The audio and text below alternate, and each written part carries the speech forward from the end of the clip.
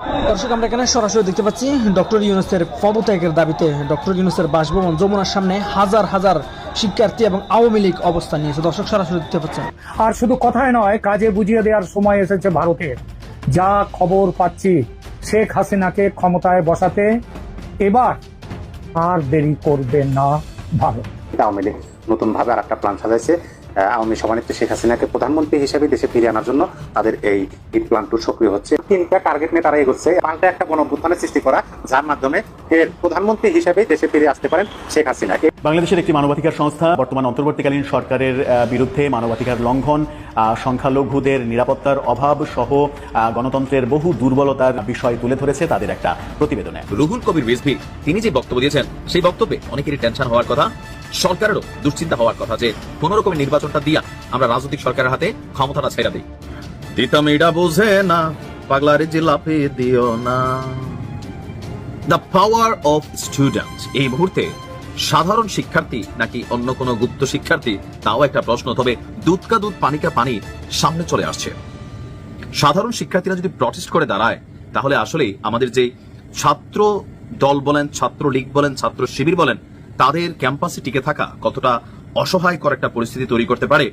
ছাত্রলীগ বিতরণের ঠিক 1 বছর পর গতকালকে রাতে হল কমিটি দেওয়াকে কেন্দ্র করে যেই ঝড় উঠেছে, সেই ঝড়ে নতুন আরেক চাহিদা তৈরি হয়েছে। সুপ্রিয় দর্শক, আসসালামু আলাইকুম রহমতুল্লাহ। আশা করি সবাই ভালো এবং সুস্থ আছেন। স্বাগত জানাচ্ছি আমাদের আরেকটি নতুন ভিডিওতে।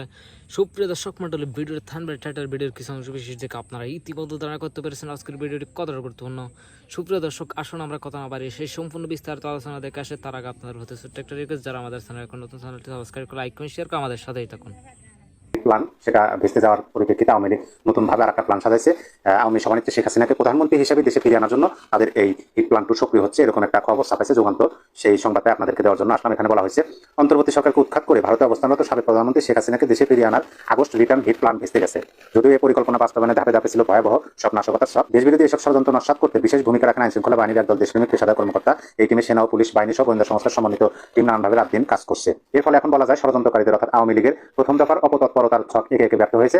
তবে এরা বসে নেই। তবে আওয়ামী লীগ বসে নেই। ফেব্রুয়ারিতে হতে যাওয়া আগামী জাতীয় সংসদ নির্বাচন বানচাল করা এবং বিএনপির ভারপ্রাপ্ত চেয়ারম্যান তারেক রহমান যাতে দেশে ফিরতে না পারেন, সেজন্য দ্বিতীয় ধাপে ষড়যন্ত্রের ছক হাতে নিয়েছে, যা অক্টোবর থেকে ডিসেম্বরের মধ্যে বাস্তবায়ন করতে চায়। অর্থাৎ আওয়ামী লীগের যে হিট প্ল্যান টু, সেটা তারা বাস্তবায়ন করতে চায় হচ্ছে অক্টোবর থেকে ডিসেম্বরের মধ্যে। পুলিশের উচ্চ পর্যায়ে দায়িত্বশীল সূত্র যুগান্তরকে এই বিষয়টি নিশ্চিত করেছে। এখন আমরা জানবো যেভাবে সক্রিয় হচ্ছে আওয়ামী লীগের হিট প্ল্যান টু। নির্ভরযোগ্য সূত্রের দেওয়া তথ্যে জানা যায়, অন্তর্বর্তী সরকারকে ফেলে দিতে আওয়ামী ফ্যাসিস্টের ষড়যন্ত্র পরিকল্পনা টু সক্রিয় করা হচ্ছে, যার প্রধান টার্গেট অক্টোবর থেকে ডিসেম্বর, মানে অক্টোবর থেকে ডিসেম্বর, অক্টোবর নভেম্বর ডিসেম্বর, 3 মাসের মধ্যে হিট প্ল্যান টু বাস্তবায়ন করার 3 মাস জুড়ে সক্রিয় থাকবে। এর আগে সরকারকে অচল করে দিতে দেশের দক্ষিণাঞ্চল থেকে বিশেষ কিছু কার্যক্রম শুরু হবে। দক্ষিণাঞ্চল মানে এর আগে প্রথমে দেশের দক্ষিণাঞ্চল থেকে কিছু কার্যক্রম শুরু হবে। এসব গোপন পরিকল্পনা বাস্তবায়নে সাবেক স্বরাষ্ট্রমন্ত্রী আসাদুজ্জামান খান কামালের সঙ্গে সমন্বয়ের দায়িত্বে রয়েছেন কার্যত নিষিদ্ধ আওয়ামী লীগের যুগ্ম সাধারণ সম্পাদক বাহাউদ্দিন নাসিম, মাহবুবুল আলম হানিফ, সাবেক মন্ত্রী ও সাবেক সাংগঠনিক সম্পাদক মহিবুল হাসান চৌধুরী নওফেল এবং সাবেক মন্ত্রী ও আওয়ামী লীগের সভামণ্ডলীর সদস্য জাহাঙ্গীর কবির নানক সহ বেশ কয়েকজন। অফিসিয়ালি বসে কাজের সমন্বয় করতে ইতিমধ্যে কলকাতা ও দিল্লিতে আওয়ামী লীগের পৃথক গোপন অফিসও খোলা হয়েছে, যেটা আমি আপনাদের আগের ভিডিওতে জানালাম। সেটা যুগান্তর এখানে বলা হয়েছে যে গোপন অফিস। সেখানে তারা 5 আগস্ট থেকে কাজ শুরু করেছেন। এই চক্রের অর্থাৎ আওয়ামী লীগের কাজে সহায়তা দিতে বেশ কয়েকটি গোয়েন্দা সংস্থার সদস্যরা নৌপথ্য থেকে সক্রিয়ভাবে রসদ যোগাচ্ছে। আওয়ামী লীগের 3 টার্গেট, মানে এখানে বলা হয়েছে ষড়যন্ত্রকারীদের 3 টার্গেট। এই চক্রের প্রধান টার্গেট বা লক্ষ্য হলো 3টি। 1, আগামী জাতীয় নির্বাচন ভঙ্গ করে দেওয়া। 2, যে কোনো উপায়ে বিএনপির ভারপ্রাপ্ত চেয়ারম্যান তারেক রহমান দেশে ফিরে আসা প্রতিরোধ করা। এবং 3, একের পর এক ঘটনা ঘটিয়ে দেশকে এমন পরিস্থিতির দিকে নিয়ে যাওয়া যাতে সৃষ্ট প্রতি বিপ্লবের অগ্নিগর্ভ পরিবেশে শেখ হাসিনা ফের প্রধানমন্ত্রী হিসেবে দেশে ফিরে আসতে পারে। যুগান্তর এখানে 3টা বিষয় পরিষ্কার করছে যে এই যে আওয়ামী লীগের হিট প্ল্যান টু, এইটা মূলত 3টা টার্গেট নিয়ে তারা এগোচ্ছে। 1 নম্বর হলো যে আগামী যে জাতীয় সংসদ নির্বাচন হবে সেটা বন্ধ করা এবং বিএনপির ভারপ্রাপ্ত চেয়ারম্যান তারেক রহমান যেন দেশে ফিরে আসতে না পারে সেটা ব্যবস্থা করা এবং একের পর এক বিভিন্ন ধরনের ঘটনা ঘটিয়ে দেশের মধ্যে এমন একটা পরিস্থিতি তৈরি করা এবং পাল্টা একটা গণঅভ্যুত্থানের সৃষ্টি করা, যার মাধ্যমে ফের প্রধানমন্ত্রী হিসেবে দেশে ফিরে আসতে পারেন শেখ হাসিনা। এই লক্ষ্যে তারা হিট প্ল্যান টু নিয়ে কাজ করছেন। তারপরে যুগান্তর যে বিষয়টি তুলে ধরছে সেটা হলো এখন কি করবে আওয়ামী লীগ।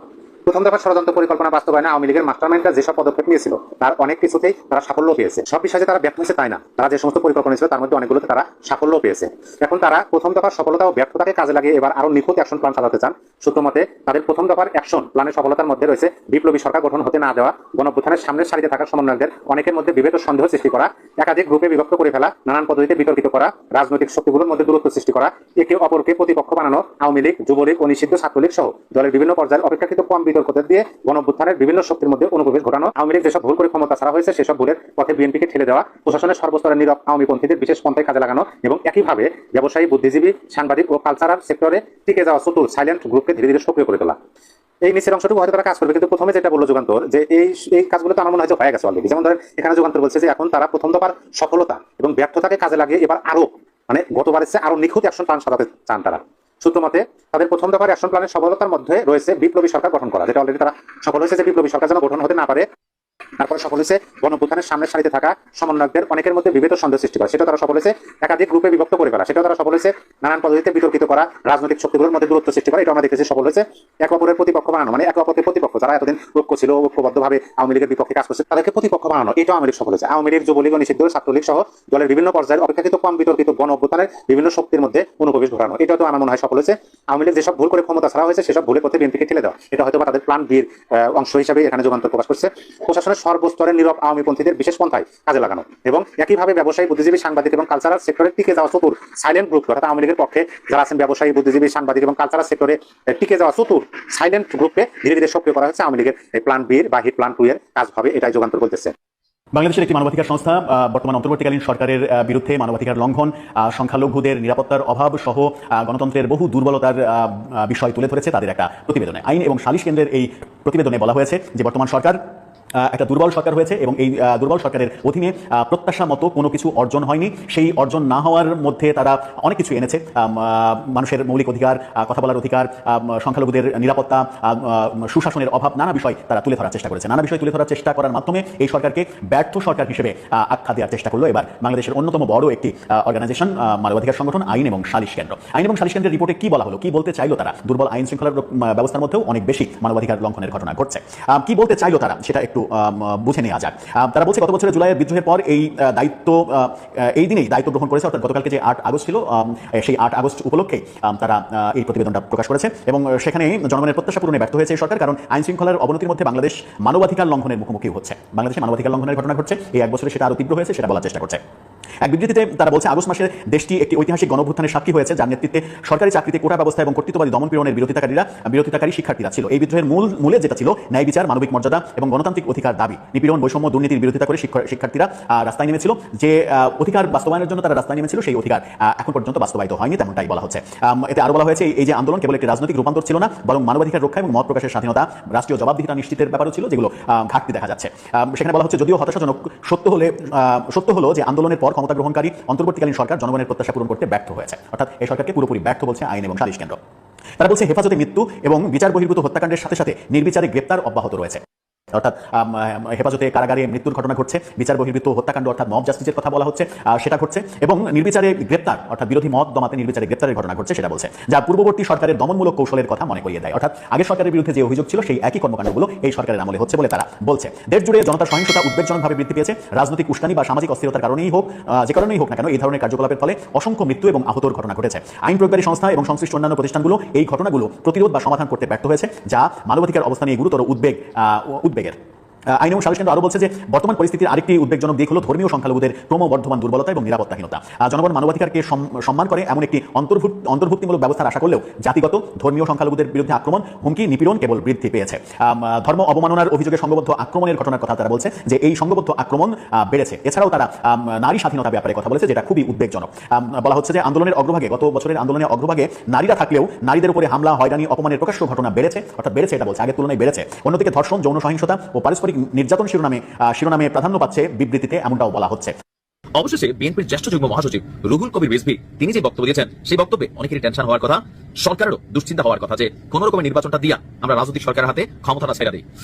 দর্শক, শিশু, কিশোর, ছাত্র জনতার রক্ত পান করে জনতার ঢেউয়ে ফ্যাসিস্ট শেখ হাসিনা দেশ ছেড়ে পালিয়েছেন। বক্তব্য রুহুল কবির রিজভীর। তিনি বলছেন যে পালিয়েও তিনি ষড়যন্ত্র থামাচ্ছেন না।